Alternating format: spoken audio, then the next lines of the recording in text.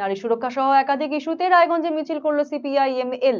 মঙ্গলবার Raiganj rail station সংলগ্ন স্থান থেকে এই মিছিলটি শুরু হয়। মিছিলটি বকুলতলা হয়ে সুপার মার্কেটে এসে শেষ হয়। এই কর্মসূচিতে নেতৃত্ব দেন সিপিআইএমএল এর কেন্দ্রীয় কমিটির সদস্য জয়তু দেশমুখ। তিনি বলেন, 3 মাস হয়ে গেলে এখনো আরজিকর কাণ্ডের প্রকৃত অপরাধীরা আড়ালেই রয়ে গিয়েছে। একমাত্র যিনি ধৃত তিনি বারবার বলছেন ওপর মহল থেকে চাপ আসছে, গোটা রাজ্যে নারী নির্যাতন বাড়ছে, তার জন্য দারিদ্র তৃণমূল সরকার। নারী সুরক্ষার পাশাপাশি 100 দিনের কাজ, আবাস যোজনার ঘর, শ্রমজীবী মানুষের কাজ সহ একগুচ্ছ দাবি জানিয়েছেন তিনি।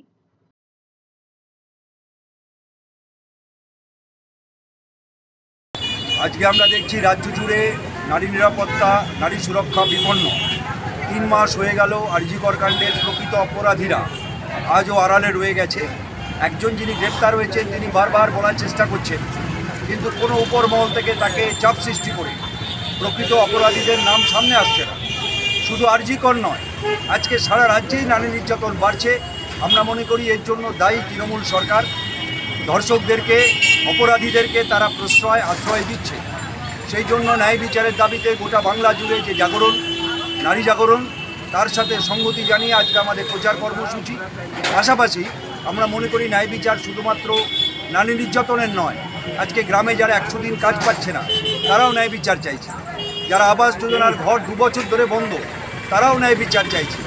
আজকে গ্রামে শহরে অসংগঠিত ক্ষেত্রে শ্রমজীবী মানুষ, তাদের কাজ নেই, সামাজিক সুরক্ষা নেই, তারা ন্যায় বিচার চাইছে।